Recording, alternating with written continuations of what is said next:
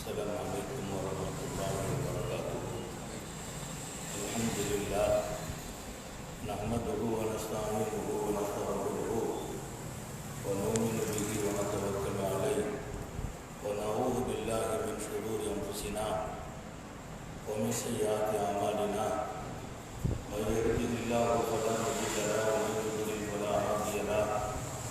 ونشهد أن لا إله إلا الله وحده لا شريك له ونشهد أن سيدنا ونبينا مولانا محمدا عبده ورسوله أرسله بالحق بشيرا ونذيرا وداعيا إلى الله بإذنه وسراجا منيرا.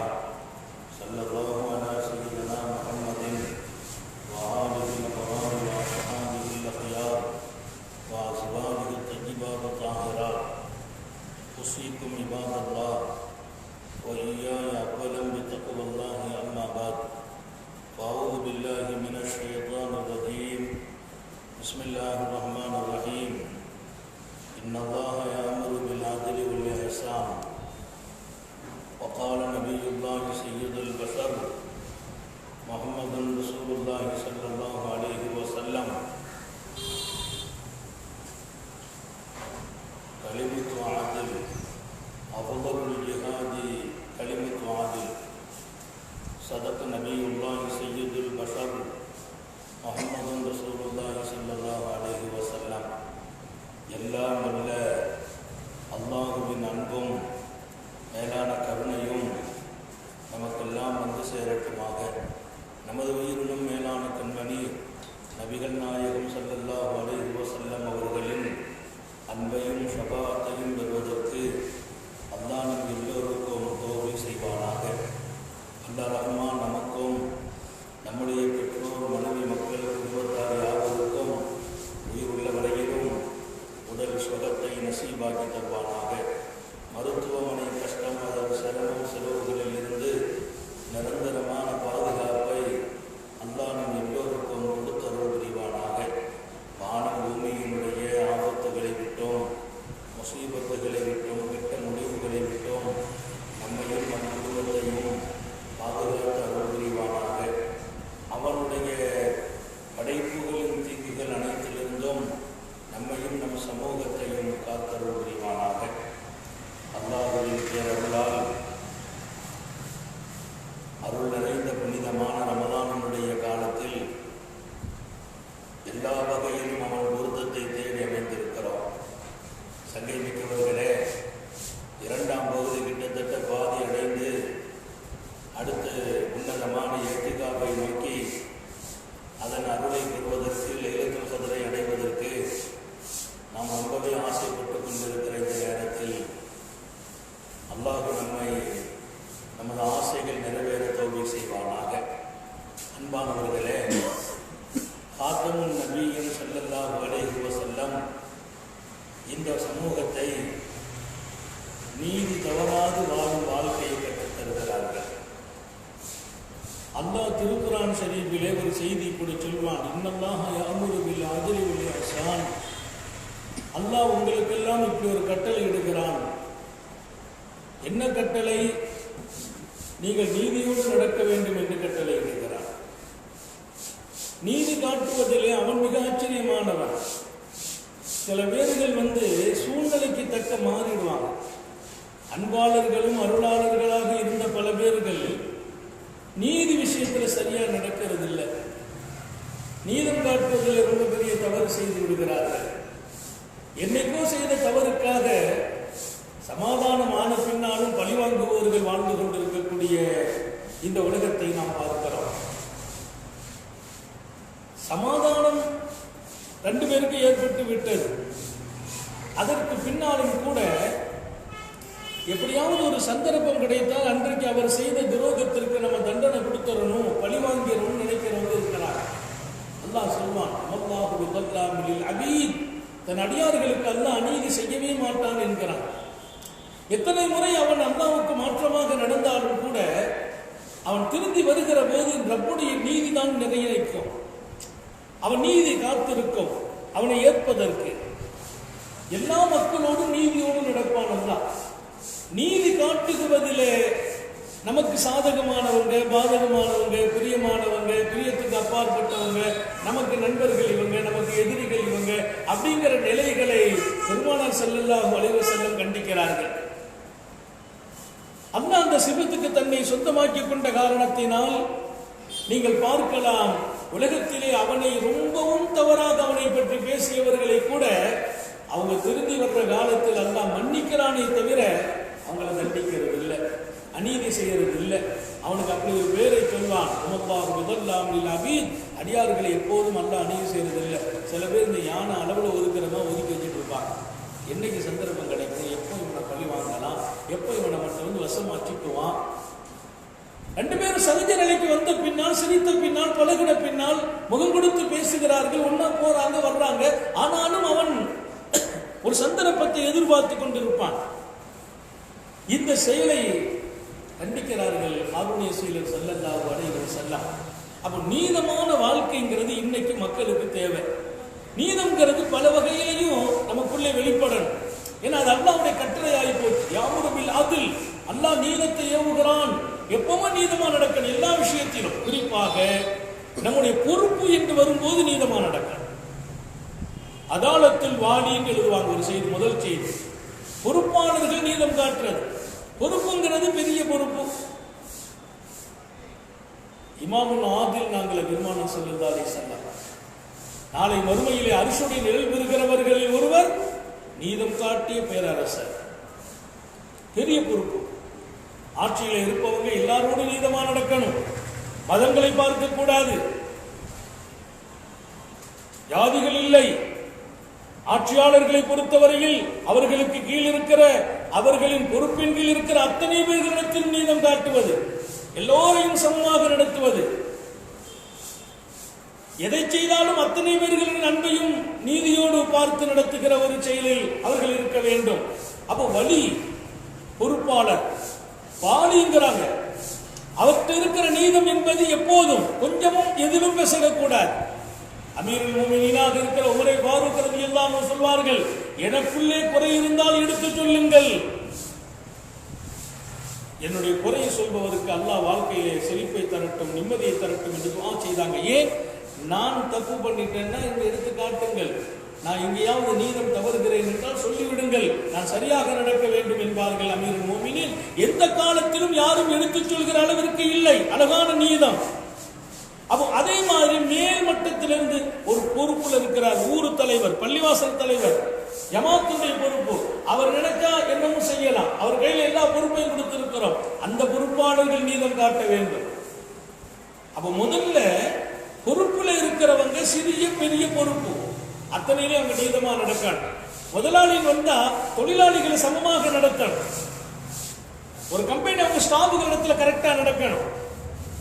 இப்படி அனைத்திலும் சரியாக நடப்பதற்கு பேர் நீதம். எல்லோரையும் சமமாக நடத்துவதற்கு பேர் நீதம். அந்த நீதத்தை பொறுப்பில் இருப்பவர்கள் எடுக்க வேண்டும் என்று ஒரு முதல் தகவலை தந்து விடுவார்கள்.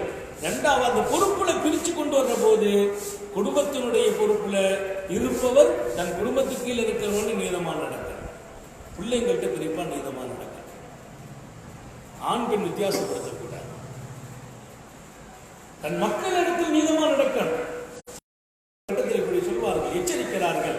சொத்துக்களை தனக்கு நிறைய பிள்ளைகள் இருக்கிற போது ஒரே ஒரு பிள்ளைக்கு மட்டும் அத்தனை சொத்தை எழுதிட்டு போறாரு வைங்க, அவர் கபரில் இருந்து எழுப்பப்படும் நிலை வித்தியாசமா இருக்கும். அவர் மறுமையில் கடுமையான தண்டனைக்கு உரியவராகிறார். ஒரு தகப்பனார் தன் பிள்ளைங்க மேல கொண்டிருக்கிற கோபத்தால் அந்த பிள்ளைகள் எல்லோருக்கும் சொத்து கொடுக்காமல் அந்த அவர்கிட்ட பிரியமா நடந்தவருக்கு மாத்திரம் சொத்தை எழுதி வைத்தால் அவர் குற்றவாளி என்கிறார்கள் பெருமானார் ஸல்லல்லாஹு அலைஹி வஸல்லம். ஏன்னா ஒத்தகுல்லாஹ வாஜிலு பைன அவுலாதிக்கும், அல்லாஹ்வை பயந்து கொள்ளுங்கள், உங்கள் ஆண் மக்கள் பெண் மக்களுக்கு மத்தியில் நீதமா நடங்கள். நீதம் காட்டணுங்க. இன்னைக்கு நிறைய குடும்பங்கள்ல உள்ள பிரச்சனைகள்லாம் என்ன, ரெண்டு பிள்ளைங்க ரோட்ல நிக்கிறாங்க, வெளியில நிறுத்தப்பட்டிருக்கிறாங்க, அவர்களுக்கு வீடு இல்லை, சொத்து இல்லை, இன்னும் ரெண்டு பேர்ல சொத்து தகப்பனார் எழுதி வச்சுட்டு போயிட்டார். அவர்கிட்ட சரியா நடந்தவங்களுக்கு சொத்தை கொடுத்துட்டு சரியா நடக்காதவங்களுக்கு சொத்தை கொடுக்கறது இல்லை. அது அநீதி என்கிறது இஸ்லாம். அவர் கபரில் இருந்து எழுப்பப்படும் விதம் வித்தியாசமாக இருக்கும். அவர் மறுமையில் தண்டனைக்குரியவர். அப்ப பிள்ளைங்களிடத்துல நீதமா நடக்கணும், எல்லா பிள்ளைகளும் சமமா நடத்தணும், அதிலும் குறிப்பாக ஆண் மக்கள் பெண் மக்களை சமமா நடத்தணும்.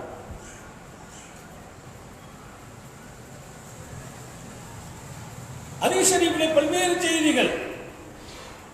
அன்பளிப்பு கொடுக்கிறார். நோமான் இப்னு பஷீருடைய வாழ்க்கையில, நோமான் இப்னு பஷீருடைய வாழ்க்கையிலே வரும் அன்பளிப்பு விஷயமாக. நிறைய பிள்ளைங்க இருக்கும்போது ஒரு பிள்ளைக்கு அன்பளிப்பு கொடுத்துடுறார். நபியிடத்திலே வருகிறார். பெருமானார் ஸல்லல்லாஹு அலைஹி வஸல்லம், இந்த மாதிரி என் பிள்ளைக்கு நான் அந்த அன்பளிப்பு கொடுத்துருக்கிறேன். அவங்க தாயார் சொல்லிட்டாங்க, நபிட்ட கேட்டுட்டு தான் கொடுக்கணும்னு சொல்லிட்டாங்க. ஆமா, என்ன ஒரு சொத்தத்துக்கு ஒரு பிள்ளைக்கு கொடுத்துட்டார், அன்பளிப்பா கொடுத்துட்டேன். இது மாதிரி வேற பிள்ளைங்க இருக்காங்களான்னு கேட்டாங்க பெருமானார். இருக்கிறார்கள். அவர்களுக்கு கொடுத்தீர்களா? இல்லை. அப்படியானால் இந்த அன்பளிப்பை திரும்ப பெறுங்கள் என்றார்கள். அன்பளிப்பை திரும்பவே பெறக்கூடாது. ஒருத்தருக்கு அன்பளிப்பை கொடுத்துட்டா கொடுத்த அன்பளிப்பை திரும்ப கேட்கக்கூடாது. அது கடுமையான எச்சரிக்கை இருக்கு. ஒருத்தர் கொடுத்த அன்பளிப்பை திரும்ப கேட்கறதுங்கிறது சாப்பிட்டுட்டு அதை மீண்டும் கக்கி எடுத்து சாப்பிட்டுக்கிற நாய்க்கு சமங்கிற எச்சரிக்கை இருக்கு. நாய் சாப்பிட்டு திரும்ப வாங்கிட்டு எடுக்கும், திரும்ப அதையும் சாப்பிடும். அந்த மாதிரி அன்பளிப்பை கொடுத்துட்டு திரும்ப கேட்கிறார். இங்க ரசூல் ஸல்லல்லாஹு அலைஹி வஸல்லம், ஒரு தந்தை தன் பிள்ளைகள் நிறைய இருக்க ஒரு பிள்ளைக்கு மாத்திரம் அன்பளிப்பாக ஒரு சொத்தை கொடுத்த போது அல்லாஹ்வின் ரசூல் தீர்ப்பு வழங்குகிறார்கள். எப்படி? அது செல்லாது என்கிறார்கள். அன்பளிப்பா கொடுத்துட்டா அன்பளிப்பை கூடாது, திரும்ப பெறுங்கள். ஏன்? மற்ற பிள்ளைகளுக்கு கொடுக்காமல் இந்த பிள்ளைக்கு மாத்திரம் இப்படி கொடுக்க முடியும்? பெற்றோர்கள் தன் பிள்ளைகளுக்கு இடையே நீதமா நடக்கும். அன்பளிப்பு கொடுக்கிறோமா? எல்லா பிள்ளைகளுக்கும் கொடுக்கணும். தகப்பனாருக்கு ஒரு பிள்ளை மேல பிரியம் இருக்கலாம், ஒரு பிள்ளை மீது பிரியம் இல்லாமல் போகலாம், அது அவருடைய விருப்பம். ஆனால் கொடுப்பது என்பதில் நீதம் காட்டணும். அன்புல நீதம் காட்ட முடியாது, அது நம்ம சக்திக்கு உட்படாதது. நம்ம சக்திக்கு மீறி சில பேர் மேல அன்பு ஏற்பட்டுடும். ஆனா கொடுக்கல் வாங்கல் நீதமா தான் நடக்கும்.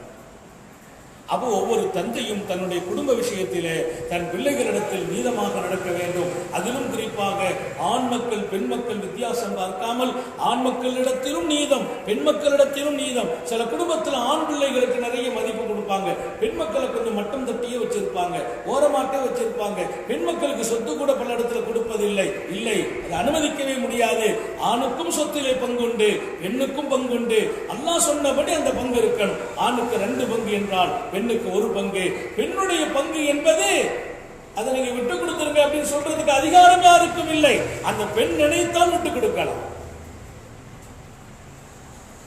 அங்கு நீதம் இருக்க வேண்டும் என்று சொல்கிறது. பொறுப்பிலே இருப்பவர்கள், அது மேல்மட்ட பொறுப்பாக இருக்கட்டும், ஊரின் பொறுப்பாக இருக்கட்டும், ஒரு ஜமாத்தின் பொறுப்பாக இருக்கட்டும், ஒரு குடும்பத்தின் பொறுப்பில் இருப்பவராக இருக்கட்டும், அவங்களுக்கு கீழே இருக்கிறவங்கள்ட்ட அவங்க நீதமா நடக்கணும். இந்த நீதத்தை அல்லாஹ் ஏவுகிறான். நீதம் என்பது அவனுடைய பெரிய சிபத். அவன் அடியார்கள் எல்லோரிடத்திலும் நீதமாக நடக்கிறான். அவனை நம்பியவர்களிடத்தில் நீதம் காட்டுகிறான், அவனை மறுப்பவர்களிடத்தில் நீதம் காட்டுகிறான், அவனை எதிர்த்து பேசியவரிடத்தில் நீதம் காட்டுகிறான். ஒரு பொழுது கூட படைத்தானே என்று கூட நினைத்து பார்க்காமல் இருப்பவர்களிடத்தில் நீதமாக நடக்கிறான். நாம் நீதமாக நடக்க வேண்டும் என்று நமக்கு கட்டளையிட்டான் திருக்குர்ஆனிலே. அந்த நீதம் என்பது பொறுப்பாளர்கள் காட்டுகிற முதல் நீதம். அதுல அவங்க கரெக்டா நடக்கணும். ஆட்சியாளர்களில் இருந்து ஊரில் இருக்கிற சின்ன சின்ன அதிகாரிகள் உட்பட எந்த பொறுப்பில் இருந்தாலும், மாவட்ட பொறுப்பா, அவர் மாவட்டத்தின் கீழ் இருக்கிற அத்தனை பேர்களிடத்திலும் எந்த ஒரு ஏற்றத்தாழ்வுகள் காட்டாத நீதத்தை கடைபிடிக்க வேண்டும். இல்லை என்றால் அவர் விசாரணைக்கு சொந்தக்காரர் என்கிறார்கள் நபிகள் நாயகம் ஸல்லல்லாஹு அலைஹி வஸல்லம். அல்லாஹ் விசாரிப்பான், இங்க நம்ம விசாரிக்க முடியாது. அவனுடைய விசாரணையில் அவர் நிறுத்தப்படுவார். அதுக்கு அடுத்து ஒரு கட்டம், மனைவியர்களுக்கு இடையே நீதம் காட்ட. இதெல்லாம் எனக்கு ரொம்ப பிரச்சனைக்குரிய விஷயம்.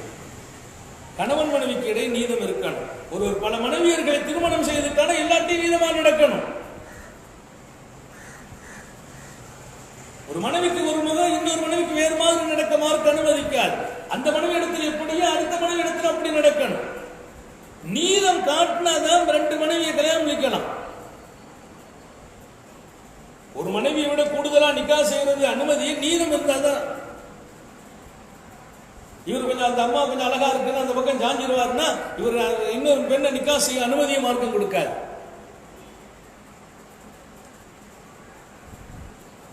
ஒரு முறை இமாம் அபூ ஹனீஃபா ரஹ்மத்துல்லாஹி அலைஹி அவர்களே கலீஃபா கூப்பிட விடுகிறார். கலீஃபா கூப்பிடுகிறார் இமாம் அபூ ஹனீஃபாவை. சட்டமேதை இமாம் அபூ ஹனீஃபா ரஹ்மத்துல்லாஹி அலைஹி மிகப்பெரிய நீதிபதி, ஷரியத்தின் ஆழம் கண்டவர்கள். இந்த மண்ணில் வாழ்ந்த தனி தகுதி வாய்ந்த கல்வி ஞானத்தினுடைய பெட்டகம் இமாம் அபூ ஹனீஃபா ரஹ்மத்துல்லாஹி அலைஹியை அழைக்கிறார். கலீஃபா அழைத்து கேட்கிறார், கம் யஹில்லு லிர்ரிஜாலி மினன் நிஸா, ஒரு ஆண் எத்தனை பெண்ணை கல்யாணம் பண்ணிக்கலாம்னு கேட்டார். கலீஃபா கேட்கிறார் இமாமுல் ஆஸம் அபூ ஹனீஃபா இடத்திலே, ஒரு ஆண் எத்தனை பெண்ணை திருமணம் செய்யலாம் என்று கேட்டார். அதற்கு இமாம் அபூ ஹனீஃபா ரஹ்மத்துல்லாஹி அலைஹி சொன்னாங்க, அப்போ 4 பெண்ணை கல்யாணம் பண்ணிக்கலாம், ஒரு ஆண் 4 பெண்ணை கல்யாணம் பண்ணிக்கலாம். உடனே கலீஃபா தன் மனைவியை கூப்பிடுறார், யா ஹர்ரா இஸ்மாயில், இந்த மனைவியை கூப்பிட்டு சொல்றாரு. அவங்க அண்ணம்மா பேரு ஹர்ரா. ஹர்ரா நல்ல கேளு, மாக்கால் இமாம், இமாம் என்ன சொல்றாங்க தெரியுதா, இமாம் என்ன சொல்றாங்க தெரியுதா, உனக்கு புரிகிறதா அவர்களுடைய வார்த்தை, நன்றி கேட்டுக்கொள் என்று சத்தமா சொல்றார் தன் மனைவியை கூப்பிட்டு. உடனே இமாம் அபூ ஹனீஃபா கேள்வி சொன்னாங்களாம், லாக்கின் லா யஜூஸு லக இல்லா வாஹிதா, 4 பேர் கல்யாணம் பண்ணிக்கலாம், ஆனா உங்களுக்கு ஒண்ணுதான் ஹலால்னாங்க. கலீஃபா கூப்பிட்டு கேட்ட கேள்வி என்ன, ஒரு ஆண் எத்தனை பெண்ணை நிக்கா செய்யலாம்னு கேட்டுக்கிறாங்க. 4 பெண்ணை நிக்கா செய்யலாம் இமாம் அபூ ஹனீஃபா பதில் சொல்றாங்க. பதில் சொன்ன உடனே அவர் தன் மனைவியை கூப்பிட்டு சொன்னார், என்னுடைய மனைவி ஹர்ராவை கூப்பிட்டு, ஹர்ரா இஸ்மாயில் மாகால் இமாம், இமாம் சொல்றதை நல்ல காதல கேட்டுக்கான்னாங்கல்ல, இவங்க கூப்பிட்டு சொன்னாங்க, லா யஜூஸு லக இல்லா வாஹிதா, உங்களுக்கு ஒரு பெண்ணை தான் நீங்க நிக்கா செய்திருக்க முடியும். உடனே அவர் கோபம் வந்துட்டு, கலீஃபா நாடாள் போர் இல்லையா, இப்பதானுங்க 4ன்னு சொன்னீங்க, அதுக்குள்ள பெல்ட் அடிச்சிட்டீங்க, இப்போதுதானே 4 என்று சொன்னீர்கள், அதற்குள் 1 என்று சொல்கிறீர்களே. ஆமா, குர்ஆன் அடிப்படையிலே நான் சொன்னேன் 4 நிக்கா செய்யலாம்னு குர்ஆன் சொல்லிச்சு சொன்னேன், ஆனா உங்களுக்கு 1 தான் குர்ஆன் சொல்லுதுன்னா, எனக்கு 1 குர்ஆன் சொல்லுது. ஆமா, வயின் சப்தும் அல்லா தாகிரு ஃபவாஹிதா, நீங்கள் நீதம் செலுத்த மாட்டீர்கள் என்று பயப்படுவீர்களேயானால் நீங்கள் ஒரு பெண்ணை தான் நிக்கா செய்ய வேண்டும். நீங்கள் பல பெண்களை நிக்கா செய்தால் அந்த பெண்களுக்கிடையே நீதமாக நடக்க முடியாது என்று பயப்படுவீர்களேயானால் நீங்கள் ஒரு பெண்ணை தான் நிக்கா செய்ய வேண்டும். எப்போது நீங்கள் 4 சொன்ன போது மனைவியை கூப்பிட்டு, ஹர்ரா நல்ல கையில் அவங்க என்ன சொல்றாங்கன்னு சொன்னீங்க பாருங்க, அப்பமே நான் புரிஞ்சுக்கிட்டு நீங்க நீதமா நடக்க மாட்டீங்க, நான் புரிஞ்சுக்கிட்டேன். மனைவியை கூப்பிட்டு மிரட்டுறீங்கல்ல, கேட்டுக்கிட்டியா, 4ன்னு சொல்லிட்டாங்க, இன்மையா இஷ்டம் தான் நீங்க சொல்ற மாதிரி தெரியுது, அப்ப எனக்கு புரியுது நீங்க உங்க மனைவியர் இடத்தில் நீதமா நடக்க மாட்டீர்கள், எனவே உங்களுக்கு ஒன்றுதான். நாட்டை ஆள்பவர்கள் கூப்பிட்டு கேட்ட போதிலும் நீதம் தான் அங்கே நினைக்கும் என்கிறார்கள் இமாமுல் ஆஸம் அபூ ஹனீஃபா. நமக்கு என்ன தண்டனை இருந்தாலும் பரவாயில்லை, பெருமானார் சொன்ன வார்த்தை அஃதலுல் ஜிஹாதி கலிமத்து அத்ல் இந்த சுல்தான். பெருமானார் சொல்வார்கள், அரசர்கள்ட்ட போய், அரசர் எப்படிப்பட்டவர், ஒரு ஹதீஸ்ல ஜாயிர்னு வருது, அநீதம் செய்கிற அரசர், அநியாயக்காரர், அவர்கிட்ட கூட போய் நீதமா பேசுறாரு பாருங்க, உண்மையா பேசுறாரு பாருங்க, அவர்தான் மிகப்பெரிய ஜிஹாது செய்கிறவர் என்றார்கள் பெருமானார். அவர் செய்யற பெரிய ஜிஹாது அதுதான், சிறப்பான ஜிஹாது எது, அரசர்கிட்ட போய் உண்மை பேசணும், ஆள்பவர்களிடத்தில் உண்மை பேசணும், அதுவும் அநீதியான பேரரசர்களா இருக்கிறாங்களே அவங்கள்ட்ட கூட உண்மையை சொல்லணும். இங்கே அபூ ஹனீஃபா ரஹ்மத்துல்லாஹி அலைஹி சொன்னார்கள், 4 பெண்ணை நிக்கா செய்ய அனுமதிதான், உங்களுக்கு கொடுக்க முடியாத அந்த அனுமதியை அது எங்கிருந்து சொல்கிறீர்கள், குர்ஆனில் இருந்து சொல்கிறேன், எங்கே குர்ஆனின் வசனம் என்று கேட்கிறார் கலீஃபா. மன்னருக்கு கலீஃபாவுக்கு இமாம் பதில் சொன்னாங்க, அல்லாஹ் சொல்றா, நீங்க நீதம் செலுத்தலைன்னா ஒண்ணுதான் தான், நீங்க உங்க மனைவியை கூப்பிட்டு பேசுனீங்க பாருங்க, நான் புரிஞ்சுக்கிட்டேன், நீங்க நீதமா நடக்க மாட்டீங்க. குடும்பங்களிலே கணவன் மனைவிங்கிற இல்லற வாழ்க்கையில் நீதம் இருக்க வேண்டும். ஒரு கணவன் தன் மனைவி இடத்திலே நீதமாகவே நடக்க வேண்டும். இன்னொரு மனைவி நிக்கா செய்து விட்டால் அந்த 2 பேர்களிடத்தில் மிகச் சரியான நீதத்தை வெளிப்படுத்த வேண்டும். பொதுவா இன்னைக்கு நாட்டின் நிலைகளும் சரி, வீட்டின் நிலைகளும் சரி, நண்பர்களுக்கிடையே சரி, தொழில்துறைகளிலே சரி, சமூகத்தில் இன்றைக்கு நீதிங்கிறது கிட்டத்தட்ட காணாமல் போயிருக்கிறது. நீதிங்கிறது காணல, நீதி இன்றைக்கு மறைந்திருக்கிறது. பல பேர்கிட்ட நீதி எல்லாம் போய் பேச முடியல. நீதிக்கென்று ஒரு பெரிய ஆளுமை இருக்கிறது, நீதிக்கென்று ஒரு பெரிய ஆளுமை இருக்கிறது. வார்த்தைகளில் இருந்து வாழ்க்கையில் அனைத்திலும் நீதமாக நடப்பவர்களை விட உலகத்தில் சிறந்தவர்கள் யாரும் இருக்க முடியாது. அந்த நீதிக்கு ஒரு பெரிய ஆளுமை இருக்கிறது. அப்படிப்பட்டவர்களுக்கு முன்னால் உலகம் மண்டியிடும். ஆனால் இன்றைக்கு குடும்பத்திலே நீதி இல்லை, அதிகாரிகளிடத்தில் நீதி குறைந்திருக்கிறது, ஆட்சியாளர்களிடத்தில் நீதி இன்றைக்கு கேள்விக்குறியாக்கப்பட்டிருக்கிறது. அப்படியானால் நீதி என்பதை உலகத்திற்கே கட்டளையிடுகிறான் அல்லாஹ். இன்னல்லாஹ யஅமுரு பில் அத்ல், அல்லாஹ் உங்கள் எல்லோருக்கும் நீதியாக நடக்க கட்டளையிடுகிறான். ஏன்னா அவன் உள்ள தன்மை அது. அவன் எப்பவும் நீதி தவறி இருக்கிறானா? ஒவ்வொரு காலகட்டத்திலும் பார்க்கிறோம். அவன் நீதம் காட்டுகிற விதமே ஆச்சரியமா இருக்கும். அவன் நீதமா நடக்கிற விதம் ரொம்ப ஆச்சரியமானது. அவருடைய நீதி வெளிப்பட்ட இடங்களை எல்லாம் இங்கே நான் விவரிக்க ஆசைப்படுவேன். அவன் நீதி வெளிப்பட்ட இடம் ரசூலுல்லாஹி ஸல்லல்லாஹு அலைஹி வஸல்லம் இந்த உலகத்தில் உணர்த்தி தருவார்கள். ரப்புடைய நீதி என்பது இந்த உலகத்தில் அது எப்போதும் வெளிப்பட்டுக் கொண்டிருக்கிறது. அந்த நீதி வெளிப்படலன்னு சொன்னா துன்யாவே அஸ்தமிச்சு போயிடும். எங்க அல்லாஹ் நீதியா நடக்காட்ட உலகம் தாங்குமா?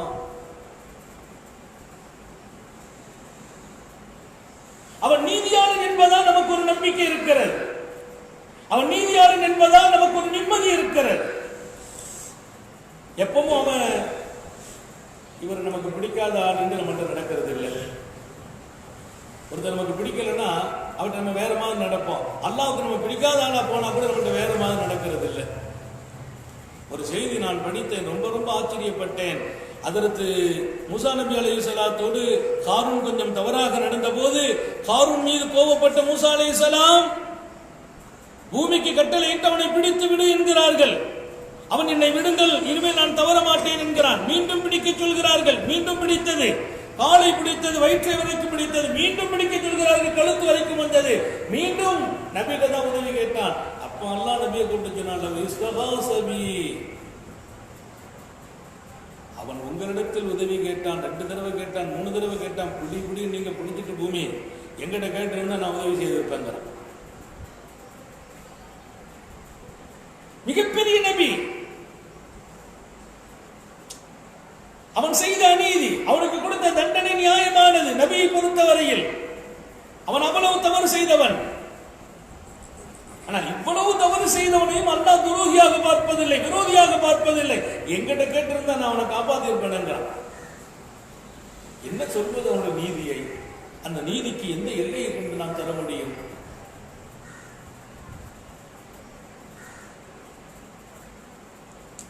காத்தமுன் நபியின் ஸல்லல்லாஹு அலைஹி வஸல்லம் பத்ர் யுத்தகலத்தை தயார்படுத்தி அந்த யுத்தகலத்தினுடைய அணிவகுப்பை சரி செய்து கொண்டிருக்கிறார்கள். அதற்கு முஹம்மது ரசூலுல்லாஹி ஸல்லல்லாஹு அலைஹி வஸல்லம் பத்ர் யுத்தகலத்தினுடைய அணிவகுப்பை சரி செய்து கொண்டிருக்கிறார்கள். அப்படி சரி செய்த போது இந்த சஃப்பை சரியாக்கிறது. தொழுகையில எப்படி சஃப் கரெக்டா நிக்கணுமோ, குதிங்கால்களை பார்த்து கரெக்டா இருக்கணும். பின்னால இருந்து ஒரு கோடு கிழித்தால் யாருடைய குதிங்காலிலும் அந்த கோடு கிழிக்கிற கம்பி படக்கூடாது. கரெக்டா இருக்கணும். சஃப்பு சரி பார்க்கிறதுங்கிறது முன்னங்கால பார்த்து பார்க்கறது இல்லை. அந்த விரல் முன்ன பின்ன இருக்கும். குதிங்கால வச்சு பார்க்கறது கரெக்டா இருக்கணும். ஒரு நூலை பிடிச்சு அப்படியே நீளமா எந்த காலிலும் அந்த நூல் டச் பண்ணாம இருக்க. அப்படி சஃப்பை சரி செய்வாங்க. சஃப்பு சரி செய்தால் தொழுகை சரியாகும் என்பார்கள். இந்த சமூகம் எங்கே சரியாகிறது? தங்கள் சஃப்புகளை சரியாக்குகிற போது சரியாகிறது. தாங்கள் நிற்கும் வரிசைகளை சரியாக்குற போது சரியாகிறது. இன்னைக்கு ஒரு பெரிய குழப்பம், சஃப்பு சரியே இல்லை. ஒருத்தர் முன்னால போய் நிற்கிறார், இன்னொருத்தர் பின்னால வந்து நிற்கிறார். ஒருத்தர் முன்னால போய் நிற்கிறார், இன்னொருத்தர் பின்னால வந்து நிற்கிறார். அந்த கோட்டை பார்த்து நில்லுங்கன்னா அவர் கோட்டுக்கு மேலே ஏறி நிற்கிறார். கோட்டுக்கு கீழே காலை வைங்கன்னா கோட்டுக்கு மேல காலை வைக்கிறார். இன்னைக்கு இங்க சப்புகள்லாம் பார்த்தா சரியில்லை. சப்பு சரியில்லையா இந்த உம்மத்து வாழ்க்கை சரியாகாது என்ற ஒரு எச்சரிக்கை இருக்கிறது. அதனால சப்புங்கிறது நாம எங்கெல்லாம் அணிவகுத்தோமோ அங்கெல்லாம் அந்த அணிவகுப்பை ரொம்ப சரி செய்திருக்கிறாங்க. போர்க்களம் உட்பட போர்க்களத்தில் சப்பு சரி செய்யறாங்க. ஒருத்தர் கொஞ்சம் முன்னே ஏறி நின்றார். பெருமானார் ஒரு குச்சியை வச்சு சரி செய்யும் போது அந்த குச்சியால் அவர் வயிற்று லேசா குத்தி விட்டாங்க. அது முன்னால வந்து நிற்குது. சையதுனா சபாத் இப்னு கஸியா ரலியல்லாஹு அன்ஹு, சையதுனா சபாத் இப்னு கஸியா சப்பை விட்டு கொஞ்சம் வெளியில நிக்கிறாங்க. லேசா அந்த குச்சியால் ஒரு குத்தி சஃப்ல கரெக்டா நில்லுங்கன்னா அவர் உடனே அவருடைய அந்த ஆடைக்கு இடையே அந்த காலியான இடம், ட்ரெஸ் இல்லாத இடம், அந்த இடம் அதுல குத்திட்டாங்க. லேசா தான் அப்படி தள்ளி விட்டாங்க. அவர் உடனே சொன்ன, நாயகமே எனக்கு வேதனை ஆயிட்டு, நான் உஜஅத்தனி யா ரசூலல்லாஹ், வேதனை ஆகி போச்சு நீங்க குத்துனதுன்னு. நீதி பேரரசர் முஹம்மது ரசூலுல்லாஹி ஸல்லல்லாஹு அலைஹி வஸல்லம் சய்யிதுனா அலி ரலியல்லாஹு அன்ஹு அவர்களை நீதி பேரரசராக 18 வயசுல நியமனம் செய்கிறார்கள். எப்படி யமன் தேசத்தில் போய் நான் நீதி காட்டுவது, எனக்கு நீதித்துறையே தெரியாது என்ற போது துஆ செய்கிறார்கள். அதற்கு பின்னால் அவர்களை அனுப்புகிற போது சொன்னார்கள், ஒரு செய்தி மட்டும் எப்பவும் கவனம் வச்சுக்கங்க, 2 விஷயத்தை கவனிச்சு நீதி செலுத்துங்க. உங்களுக்கு முன்னால ஒருவர் பிரச்சனையை சொல்ல வருகிறார் என்று சொன்னால், உங்களுக்கு முன்னால் ஒருத்தர் பிரச்சனையை சொல்ல வருகிறார் என்று சொன்னால், வாதி பிரதிவாதி 2 பேருடைய செய்தியும் காதில் கேட்டுட்டு அப்புறம் தீர்ப்பு வழங்குங்கள். ஒருத்தர் சொன்னார்னா அதை கேட்டுட்டு இன்னொருத்தருக்கு நீங்க தீர்ப்பு வழங்கிடக்கூடாது. வாதி எனது பிரச்சனையை கேட்கிற மாதிரி பிரதிவாதி பிரச்சனை 2ஐயும் கேட்கணும். 2ஐயும் கேட்ட பின்னால் தீர்ப்பு வழங்குங்க. அதுக்கு சொன்னாங்க ஸல்லல்லாஹு அலைஹி வஸல்லம், எப்போதும் நீங்க தீர்ப்பு வழங்குற காலத்தில் இது கவனமா இருக்கணும். நீங்க கோபத்தில் இருக்கும்போது தீர்ப்பு வழங்காதீர்கள்.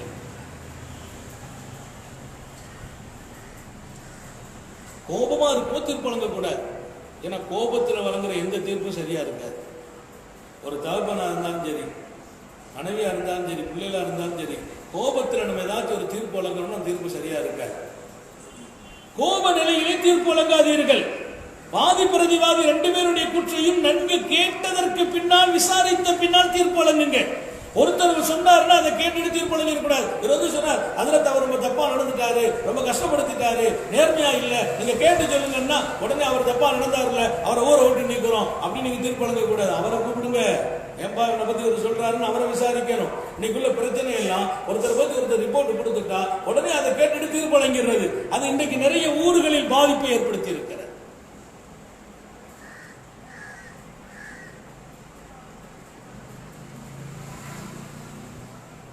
பையன் சொன்னான், இந்த மாதிரி இந்த பிள்ளை என்ன அடிச்சு போட்டுது, இல்லை பொண்ணு சொல்றான், அண்ணன் என்ன அடிச்சுட்டான். உடனே அண்ணனை கூப்பிட்டு ஓங்கி ஒரு அடி, அடிக்கக்கூடாதுன்னாங்க.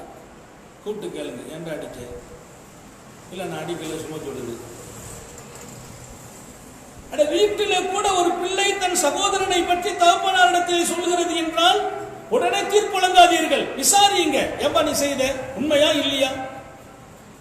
அவர் 2 பேர்களுக்கு இடையே தீர்ப்பு வழங்குகிற போது 2 விஷயத்தை பேணுங்கள். முதல் விஷயம், வாதி பிரதிவாதி 2 பேரின் கூற்றையும் நன்கு கவனியுங்கள், கேளுங்கள், விசாரியுங்கள். அதற்கு பின்னால் தீர்ப்பு வழங்குங்கள். தீர்ப்பு வழங்குகிற போது நீங்கள் கோப நிலையில் இருக்காதீர்கள் என்று சொன்னார்கள் ஸல்லல்லாஹு அலைஹி வஸல்லம். உலகத்தில் நீதி இருக்க வேண்டும். அந்த நீதி எப்ப கிடைக்கும்? கோபத்தில் தீர்ப்பு வழங்கினால் கிடைக்காது. ஒரு பக்கம் விசாரித்து வழங்கினாலும் கிடைக்காது. நீதிபதிகள் இருந்தும் நீதி கிடைக்கவில்லை என்றால் அதற்கு பேர் என்ன? அப்போ நீதி பேரரசர்கள் எதை கையாளணுங்கிறது கற்றுக் கொடுத்துட்டாங்க ஸல்லல்லாஹு அலைஹி வஸல்லம். சொன்னாங்க போங்க. ஹஜ்ரத் அலி சொன்னாங்க, பெருமானார் துஆ செய்து நெஞ்சில் அடிச்சாங்க. அதுக்கு பின்னால் என்ன அனுப்பி வச்சாங்க. அதுக்கு பின்னால் நான் எந்த தீர்ப்பு வழங்கினாலும் தப்பானதே இல்லை. எந்த தீர்ப்பு வழங்கினாலும் தப்பானது இல்லை. அப்போ நான் சொன்னேன், பொறுப்பாளர்கள் நீதி காட்ட வேண்டும் என்று அல்லாஹ் கட்டளை இருக்கிறார். அது மேல் பொறுப்பிலிருந்து கீழ் பொறுப்பு வரையிலும் வீட்டில் இருக்கிற பொறுப்பாளர்கள் உட்பட நீதமாக நடக்க வேண்டும் என்று அல்லாஹ் கட்டளை இடுகிறான். ஏன்? அவன் நீதியாளன், அவன் நீதியோடு நடக்கிறான். யாரையும் அவன் பழிவாங்கியதில்லை. அவனிடத்தில் மிக மிக கேவலமாக நடந்தவர்களை கூட அவன் பழிவாங்கியதில்லை. அப்படியானால் பொறுப்பில் இருப்பவர்களை யாராவது விமர்சனம் செய்தால், அவர்களை குறை சொன்னால், அவர்களை தவறாக நடத்தினால் அதற்காக பழிவாங்க கூடாது.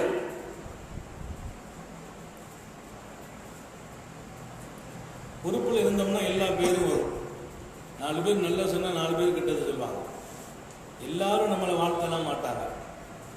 பொறுப்பில் இருந்தோம் அப்படின்னா எல்லா டைம்லாம் நல்ல பேர் வாங்க முடியாது. 4 பேர் தப்பா பேசுவாங்க, 4 பேர் நல்லா சொல்லுவாங்க, 4 பேர் உயர்த்தி சொல்லுவாங்க, 4 பேர் தாழ்த்தி சொல்லுவாங்க. ஆனா நாம எல்லாத்தையும் சரியா நடக்கணும். அந்த குரூப் நம்மளை தாழ்வாட்டே பேசுது. அந்த குரூப்பை என்ன செய்யலாம், எங்க முடக்கலாம், எங்க உடைக்கலாம், எங்க தூக்கி வைக்கலாம் அப்படின்னு நான் சிந்திப்பேன் என்றால் நான் ஆளுமைக்கு தகுதி இல்லை என்கிறது இஸ்லாம். அப்படியானால் நான் ஆளுகிறவன், என்னை பற்றி யார் எதை சொன்னாலும் நான் நீதியாக நடக்க வேண்டும். ஒரு தந்தைக்கும் அது பொறுப்பு. ஒரு பொறுப்பாளர்களுக்கும் அதிகாரிகளுக்கும் நீதம் விஷயத்தில் நீங்கள் எதையும் பார்க்க கூடாது. எந்த அளவிற்கு உங்களை தவறாக விமர்சித்தவர்களுக்கும் நீங்கள் நீதம் காட்ட வேண்டும். அல்லாஹ் அப்படிப்பட்ட நீதத்தை நசீபாக்கி தருவானாக. ஹதரத் ஃபாத்திமா நபியின் ஸல்லல்லாஹு அலைஹி வஸல்லம். அப்ப பொறுப்பாளர்கள்ட்ட நீதம் இருக்கணும், குடும்பத்துல நீதம் இருக்கணும், கணவன் மனைவிக்கு இடையே நீதம் காட்டப்படணும். அப்ப அந்த வீடு அமைதியா இருக்கும். 2 பெண்ணை கல்யாணம் முடிச்சவர் கூட குடும்பத்தில் அமைதியா இருப்பார். 2 பெண்ணை நீதமா நடப்பதாலே. அப்படி இல்லைன்னா 2 பெண்ணை கெட்ட இருக்கக்கூடாது. இஸ்லாம் தெளிவாக சொன்னது, ஒரு மனைவிதான் உனக்கு. நீ கூடுதலா நிக்கா செய்யணும்னு நினைக்கிறாயா? சமமாக நடத்த முடியுமா உன்னால்? நீதமாக இருக்க முடியுமா உன்னால்? எல்லா மனைவியையும் ஒழுங்காக நடத்த முடியும் என்றால் தான் இந்த அனுமதி, இல்லை என்றால் அது இல்லை. அடுத்து மக்களுக்கிடையே தீர்ப்பு வழங்குற போது நீதம். இதா ஹக்கம்து பைனன் நாஸ் அந்த ஹக்கமு பில் அத்ல். மனிதர்களுக்கிடையே நீங்கள் தீர்ப்பு சொல்ல போகிறீர்களா? நீதமாக தீர்ப்பு சொல்லுங்கள். அத பெருமானார் ஸல்லல்லாஹு அலைஹி வஸல்லம் சையதுனா அலியை பார்த்து சொன்னாங்க, கோபம் இருக்கிற போது தீர்ப்பு வழங்காதீர்கள், நீதம் வேணும். அவர் மேல கோபமா இருக்கிறீங்க, இப்ப அவருக்கு சாதகமா தீர்ப்பு சொல்ல மாட்டீர்கள். அவர்கிட்ட நீதம் இருக்குது, ஆனா உங்க தீர்ப்பு வேற மாதிரி அமையும். நாயகம் ஸல்லல்லாஹு அலைஹி வஸல்லம் லேசா குத்துனாங்கல்ல சவாதி குண வஸியாவை. அவர் சொன்ன அவுஜாத்தனி யார சொல்றது வலி ஆகி போச்சு, நீங்க கொடுத்தன குத்துல எனக்கு ரொம்ப வலிக்குது. என்னப்பா செய்யணும்? நீங்க நீதத்தை சொல்லி இருக்கிறீங்க, நீதமா நடக்கும்னு சொன்னீங்க. நீங்கள் ஆளுகிறவர், மிகப்பெரியவர்கள், எனக்கு இப்ப நீதம் வேணும், என்ன செய்யணும்? நான் திரும்ப உங்களை குத்தணுங்கிறார். ஒரு மிகப்பெரிய நபி தோழர். பத்ர் யுத்தம் இனிமேல் தான் துவங்க வேண்டும். சஃபை சரி செய்கிற போது, அணிகளை சரி செய்கிற போது ஏற்பட்ட இந்த விவகாரம் எல்லாருடைய கவனத்தையும் திருப்பியது. 2 பேருக்குள்ள அந்த பேச்சுவார்த்தை எல்லாரையும் கவனம் திருப்பியது. சரிப்பா பரவாயில்லைன்னு ஈட்டியை கையில கொடுத்தாங்க. பெருமானார் தான் கையில வச்சிருக்கிற கம்பை கொடுத்து அந்த கையில அந்த சரி செய்வதற்காக வச்சிருந்தாங்க. சில பேர் அம்புங்கிறாங்க, ஈட்டிங்கிறாங்க, குச்சிங்கிறாங்க. அது ஏதோ அதை கையில கொடுத்துட்டாங்க. கொடுத்து குத்துப்பான்னாங்க. அவர் கையில வாங்கிட்டு சொன்னார், நீங்க குத்தும் போது பாருங்க இந்த இடம் காலியா இருக்குது, திறந்து இருக்குது, நீங்க ஜுப்பா போட்டிருக்கிறீங்க, சட்டை காட்டினாதான் குத்த முடியும். திறந்த மேனியிலே என்னை குத்தி இருக்கிறீர்கள், உங்களுடைய மேனி திறந்திருக்க வேண்டும் என்கிறார். நீங்கள் யோசிக்க வேண்டும். உலகத்திற்கே வழிகாட்ட வந்த நபிகள் நாயகம் ஸல்லல்லாஹு அலைஹி வஸல்லம் தன் தோழர்களில் ஒருவர் தான் சஃபை சரி செய்த போது, அணியை சரி செய்த போது, போர்க்களத்தின் வரிசையை சரி செய்த போது குச்சி அவங்க மேல படுது, வேணுக்குண்டு குத்தல்ல, அவரை சரி செய்வதற்காக போய் லேசா தள்ளி விட்டாங்க.